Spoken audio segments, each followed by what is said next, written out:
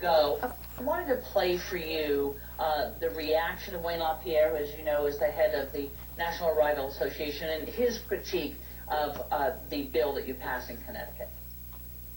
Well, I think the problem with what Connecticut did, Megan, is the criminals, the drug dealers, the people that are going to do horror and terror, they aren't going to cooperate. I mean, all you're doing is making the law books thicker for the law-abiding people.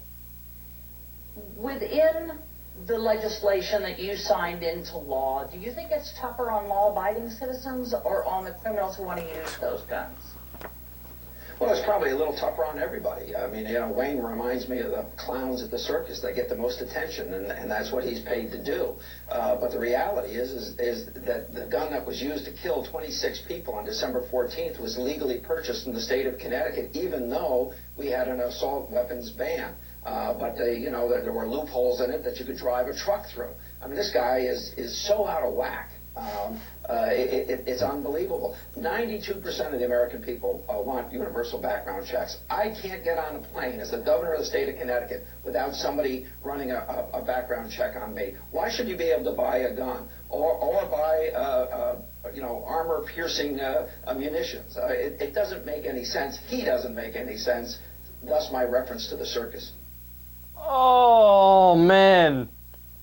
Oh, Wayne, how does it feel underneath that bus? God, that bus just drove right over him, man. Oh, Governor Malloy, he took out a jackhammer for that. He wasn't playing. He wasn't playing.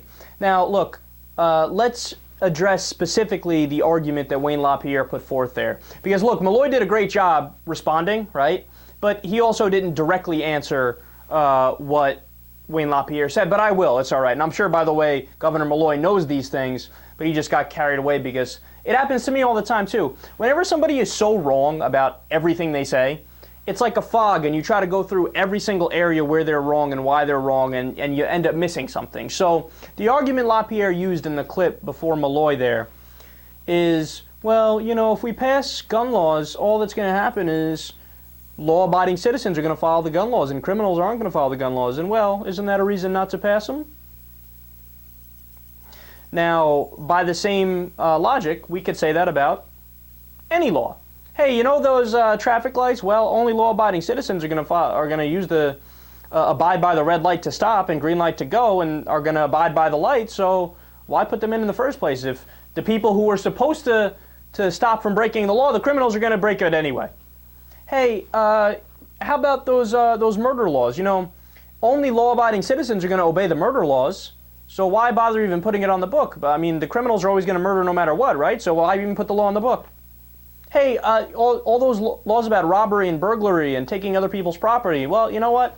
Only law-abiding citizens are going to follow those laws. So why pass the law anyway if the criminals are going to do it anyway, right? I mean, it just makes sense. Why waste the paper? Just don't pass the law, right? No, it's such a dumb argument, man. It's so pathetically stupid. And by the way, it's not even true, right?